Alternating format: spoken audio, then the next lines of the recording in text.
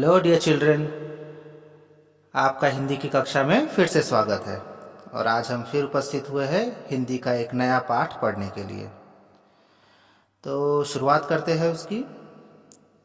आज चारों तरफ कोरोना फैला हुआ है और जैसा कि आप लोग जानते हो, कोरोना की कोई दवाई नहीं बनी है।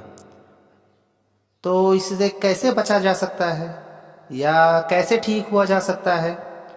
वैज्ञानिक बताते हैं कि इससे बचने का एकमात्र तरीका है अपनी इम्यूनिटी को स्ट्रॉन्ग करना। इम्यूनिटी अर्थात रोग प्रतिरोधक शक्ति, अपनी रोग प्रतिरोधक शक्ति को मजबूत बनाना। कोरोना से बचने का सिर्फ यही एकमात्र इलाज है। और आज शहरों में हमारे खान पान और जो स्ट्रेस है उसकी वजह से लोगों की इम्यूनिटी बहुत ही कम हो गई है। हमारा खान पान अर्थात जो शहरों में फास्ट फूड कल्चर जो आज पनप रहा है, pizza, burger, vada pav, samosa, Chinese, यही सब चीज़ें लोग खाना ज़्यादा पसंद करते हैं। जो संतुलित आहार था वो हमारी डाइट से हटता चला जा रहा है। इसकी वजह से लोगों की इम्यूनिटी बहुत ही कम हो गई है।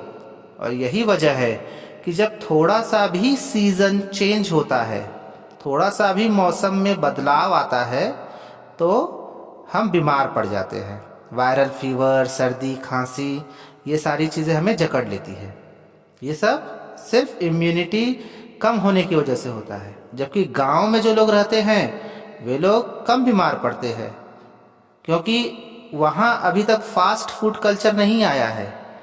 इसलिए छोटी मोटी बीमारियों के लिए वे परंपरागत उपचार और आयुर्वेदिक जड़ी बूटियों पर निर्भर करते हैं। जो उनका रोजमर्रा का खान पान है उनमें भी शहद, अदरक, तुलसी, नीम, आंवला, हल्दी, ये सारी चीज़ें हमें मिल जाएंगी, जिसका वे अधिक से अधिक उपयोग करते हैं, जिससे कि उनकी रोग प्रतिरोधक शक्ति अर्थात इम्यूनिटी अच्छी रहती है। और इस कोरोना काल में अपनी इम्यूनिटी बढ़ाने के लिए आयुष मंत्रालय ने भी आयुर्वेदिक काढ़ा पीने की सलाह दी है। और वही आयुर्वेदिक काढ़ा जिसमें यही सारी चीज़ें होती है। तो आज हम इन्हीं आयुर्वेदिक औषधियों के बारे में एक कविता के माध्यम से पढ़ेंगे। और ये कविता है बहुत ही हास्य रस से भरी हुई कविता, बंदर का धंधा। तो आइए शुरुआत करते हैं इस कविता की। कविता शुरुआत करने से पहले आइए कवि का परिचय जान लेते हैं। बंदर का धंधा इस कविता के कवि हैं श्री नरेंद्र गोयल जी। इनका जन्म 21 अक्टूबर 1963 को उत्तर प्रदेश के गाजियाबाद जिले के पिलखुआ गांव में हुआ। इन्होंने बहुत सारी किताबें लिखी है, जैसे गीतमाला, गीत गंगा, गीत सागर, झूला झूले, चीची चिड़िया आदि। इनकी बहुत सारी रचनाएं बच्चों पर ही आधारित है। नरेंद्र गोयल जी आप बाल मनोविज्ञान के ज्ञाता माने जाते हैं। बाल मनोविज्ञान अर्थात चाइल्ड साइकोलॉजी, ये इन्होंने चाइल्ड साइकोलॉजी में अध्ययन किया है और चाइल्ड साइकोलॉजी के ज्ञाता माने जाते हैं, विद्वान माने जाते हैं। आपने बालोपयोगी बहुत सारी रचनाएं हिंदी जगत को दी है। बालोपयोगी दो शब्दों से बना है, बाल व उपयोगी, अर्थात बच्चों के लिए जो उपयोगी रचनाएं हैं इन्होंने अधिकतर वही रचनाएं हिंदी जगत को दी है। प्रस्तुत कविता में कवि ने वनौषधियों द्वारा होने वाले पारंपरिक उपचारों, उसके प्रभावों पर हास्य के माध्यम से प्रकाश डाला है। इस कविता में कवि ने हमें वनौषधियों द्वारा, वन औषधियों, वन जंगल में उपलब्ध होने वाली दवाइयाँ, औषधियाँ जो है उनके द्वारा होने वाली पारंपरिक उपचार, पारंपरिक अर्थात जो पुराने जमाने से जो उपचार चला आ रहा है, ट्रेडिशनल ट्रीटमेंट, उसके प्रभाव और उसके उपचार और उसके प्रभाव पर हास्य के माध्यम से प्रकाश डाला है। क्योंकि यह जो पोयम है यह हास्य से भरी हुई पोयम है, फनी पोयम है, ह्यूमरस से भरी हुई पोयम है, उसके माध्यम से उस पर प्रकाश डाला है। आइए अब इस कविता का सस्वर गायन कर लेते हैं। पाठ 5, बंदर का धंधा, कवि श्री नरेंद्र गोयल। हाथ लगा बंदर के एक दिन टूटा फूटा आला, हाथ लगा बंदर के एक दिन टूटा फूटा आला। झट बंदर ने पेड़ के नीचे कुर्सी मेज लडाला, झट बंदर ने पेड़ के नीचे कुर्सी मेज लडाला। भालू आकर बोला मुझको खांसी और जुकाम, भालू आकर बोला मुझको खांसी और जुकाम। बंदर बोला तुलसी पत्ते पीपल की जड़ थाम, पानी में तुम इन्हें उबालो सुबह शाम को लेना। खांसी जब छू मंतर होए फीस तभी तुम देना, खांसी जब छू मंतर होए फीस तभी तुम देना। बिल्ली बोली मुझको आया 104 बुखार, मैं शिकार पर कैसे जाऊं जल्दी इसे उतार। बंदर बोला रसगिलोए का 3 बार तुम पीना, कल से ही तुम डांस करोगी ईना मीना डीना, कल से ही तुम डांस करोगी ईना मीना डीना। तभी लोमड़ी आकर बोली चिकना सुंदर मुझे बनाओ, मैं ही दिखूं सबसे सुंदर ऐसी बूटी लाओ। बंदर बोला घी कुंवार तुम दोनों समय लगाओ, चमकेगा कुंदन सा चेहरा फीस मुझे दे जाओ। चल निकला बंदर का धंधा, चल निकला बंदर का धंधा, अब वह मौज मनाता, अच्छी अच्छी जड़ी बूटियां जंगल से वह लाता। आइए अब कविता का अर्थ देख लेते हैं। हाथ लगा बंदर के एक दिन टूटा फूटा आला, छठ बंदर ने पेड़ के नीचे कुर्सी मेजला डाला। यहाँ कवि कह रहे हैं कि एक दिन एक बंदर को टूटा फूटा आला मिला, टूटा फूटा अर्थात टूटा हुआ ब्रोकन आला मिला। आला अर्थात जो शरीर के अंदर जो ध्वनियाँ उत्पन्न होती है उसे सुनने का जो यंत्र होता है जिसे डॉक्टर यूज करते हैं इसे आला कहते हैं, इंग्लिश में इसे स्टेथोस्कोप कहते हैं। तो वह टूटा फूटा आला उस बंदर को मिला। बंदर तो स्वभाव से चंचल होते ही हैं, नॉटी होते हैं, तो उस बंदर ने उस आले को तुरंत पहन लिया और खुद डॉक्टर बंदर बन गया। और डॉक्टर बंदर बन गया तो उसने झट से तुरंत एक पेड़ के नीचे कुर्सी मेज ला करके अपनी क्लिनिक खोल दी। कुर्सी मेज ला करके अर्थात जो पेड़ों से ही जो कटा हुआ भाग था वही सब जमा करके उसने अपनी एक क्लिनिक बना ली और अपना डॉक्टर बंदर बन के वह लोगों के इलाज करने के लिए तैयार हो गया। अब जब डॉक्टर बन गया, डॉक्टर आ गया जंगल में, तो उसके पास मरीज भी आने लगे। भालू आकर बोला मुझको खांसी और जुकाम, बंदर बोला तुलसी पत्ते पीपल की जड़ थाम। तो सबसे पहला जो पेशेंट था वो था भालू। भालू उसके पास आया और उसने कहा कि मुझे बहुत तेज खांसी और जुकाम हो गया है। खांसी अर्थात कफ और जुकाम अर्थात कोल्ड, सर्दी। तो उसने कहा मुझे बहुत जोर से सर्दी खांसी हो गई है, मुझे ठीक करो। तो बंदर ने कहा बोला तुलसी पत्ते पीपल की जड़ थाम। बंदर ने तुलसी के पत्ते और जो पीपल का जो पेड़ होता है उसका जड़ लिया, जड़ अर्थात रूट्स, उसकी जड़ ली। पानी में तुम इन्हें उबालो सुबह शाम को लेना, खांसी जब छू मंतर होए फीस तभी तुम देना।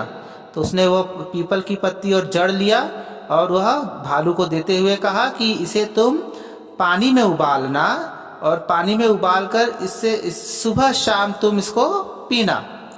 और खांसी जब छू मंतर हो, जब खांसी तुम्हारी छू मंतर हो जाए, छू मंतर अर्थात गायब हो जाए, खत्म हो जाए, तब तुम मुझे आकर के मेरी फीस दे देना। फीस अर्थात चार्ज, शुल्क, मेरा फीस दे देना। बिल्ली बोली मुझको आया 104 बुखार, मैं शिकार पर कैसे जाऊं जल्दी इसे उतार। तब दूसरी उसकी पेशेंट जो थी वो बिल्ली थी। बिल्ली आई और उसने कहा कि मुझे 104 बुखार हो गया है। बुखार अर्थात फीवर, ताप या ज्वर। तो उसने कहा मुझे 104 बुखार हो गया है और ऐसे में मैं अपने शिकार पर कैसे जाऊं। शिकार यानी हंटिंग। तो उसने कहा मैं अपने शिकार पर कैसे जाऊं, जल्दी से मेरा बुखार उतारो। बंदर बोला रस गिलोय का 3 बार तुम पीना, कल से ही तुम डांस करोगी ईना मीना डीना। तो बंदर ने कहा कि तुम गिलोय का रस पियो। गिलोय जो है एक प्रकार की बेल होती है, इसके जो पत्ते होते हैं वो पान के पत्ते के समान होते हैं। पान मतलब हार्ट शेप के जो पत्ते होते हैं उस तरह के होते हैं, और ये बहुत ही गुणकारी जड़ी बूटी है। इसका दूसरा नाम अमृता या गुड़ुची भी है। अब अमृता इसे नाम इसीलिए पड़ा क्योंकि इसमें अमृत के समान गुण माने जाते हैं। यह बहुत ही गुणकारी वनस्पति है। तो बंदर ने कहा कि इस गिलोय का रस, रस अर्थात जूस, इस गिलोय का जूस तुम 3 बार पियो और तुम्हारा बुखार तुरंत ठीक हो जाएगा, और कल से ही तुम डांस करने लगोगी, इना मीना डीना।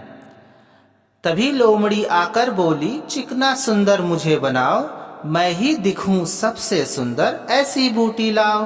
तब लोमड़ी आई, फॉक्स आई, और उसने कहा कि तुम मुझे सबसे सुंदर बनाओ, सबसे ब्यूटीफुल बनाओ, और ऐसा कुछ करो, ऐसा कोई मुझे बूटी ला करके दो कि मैं सबसे सुंदर दिखूं। बूटी अर्थात हर्ब, जो वनस्पति औषधि रहती है उसे बूटी कहते हैं। तो उसने कहा मुझे ऐसी कोई बूटी ला कर दो जिससे कि मैं सबसे सुंदर बन जाऊं। बंदर बोला, घी कुंवार तुम दोनों समय लगाओ, चमकेगा कुंदन सा चेहरा, फीस मुझे दे जाओ। तो बंदर ने कहा कि तुम घी कुंवार दोनों समय लगाओ। घी कुंवार एलोवेरा, एलोवेरा का जो प्लांट होता है उसे घी कुंवार कहते हैं। उसका दूसरा नाम घृत कुमारी भी है, और मराठी में इसे कोरफड भी कहते हैं। तो बंदर ने कहा कि तुम एलोवेरा जो है उसे अपने चेहरे पर दोनों समय लगाओ, दोनों समय अर्थात सुबह शाम लगाओ, जिससे कि तुम्हारा चेहरा कुंदन की तरह चमकने लगेगा। कुंदन अर्थात शुद्ध सोना, प्योर गोल्ड। उसने कहा कि तुम्हारा चेहरा एकदम सोने की तरह चमकने लगेगा, और तब तुम मुझे मेरी फीस दे देना। चल निकला बंदर का धंधा, अब वह मौज मनाता, अच्छी अच्छी जड़ी बूटियां जंगल से वह लाता। और इस तरह बंदर का जो धंधा है वह चल निकला। लोगों की जो बीमारी होती थी वह उन्हें जड़ी बूटियां देकर ठीक कर देता था। इस तरह उसका धंधा चल निकला। अब वह मौज मनाता है, वह आनंद के साथ रहता है, सुख के साथ रहता है, और जंगल से वह अच्छी अच्छी जड़ी बूटियां ढूंढ करके लाता है ताकि वह लोगों की बीमारी दूर कर सके। जड़ी बूटी का अर्थ होता है हर्ब्स, वही जंगल में मिलने वाली औषधीय वनस्पतियां। इस पाठ के माध्यम से कवि ने हमें आयुर्वेद का महत्व समझाया है। हमारे देश में आयुर्वेद की प्राचीन परंपरा रही है। जड़ी बूटियों के माध्यम से हमारे पूर्वज बड़ी से बड़ी बीमारियों को पलक झपकते ही तुरंत ठीक कर दिया करते थे। कवि ने यहाँ पर इस हास्य कविता के माध्यम से हमें हमारी पुरानी विरासत के बारे में याद दिलाया है, जिसे आज हम भूलते जा रहे हैं। इसे हम भूलते जा रहे हैं, और कई विकसित देश आज आयुर्वेद को अपना रहे हैं क्योंकि वे आयुर्वेद का महत्व समझ गए हैं। आयुर्वेदिक दवाइयों का जो सबसे बड़ा फायदा होता है कि इसके कोई साइड इफेक्ट्स नहीं होते हैं। अगर हम एलोपैथी की कोई दवा खाते हैं तो उसके कोई ना कोई साइड इफेक्ट्स जरूर होते हैं, लेकिन आयुर्वेदिक दवाइयों का कोई साइड इफेक्ट्स नहीं होता है। इसलिए हमें आयुर्वेद पर ज़्यादा ध्यान देना चाहिए, उसे ज़्यादा महत्व देना चाहिए। आशा करता हूँ कि आप लोगों को यह कविता समझ में आ गई होगी। अब आइए इस कविता पर आधारित कुछ एक्सरसाइज देख लेते हैं।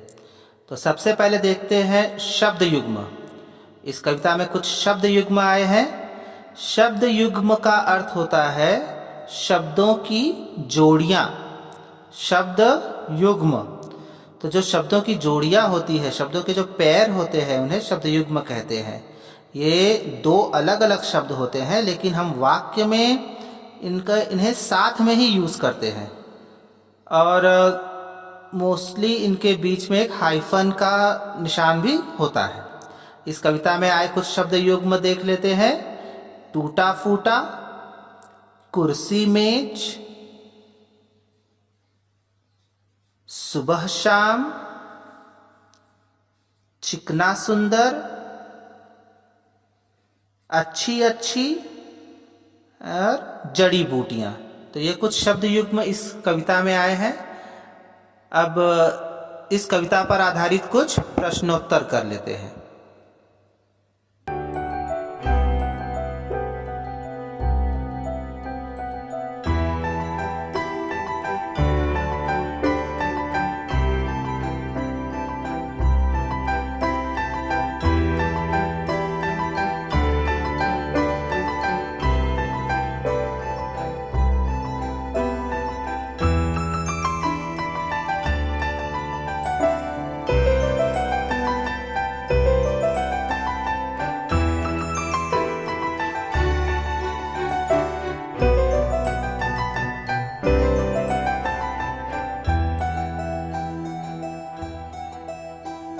धन्यवाद।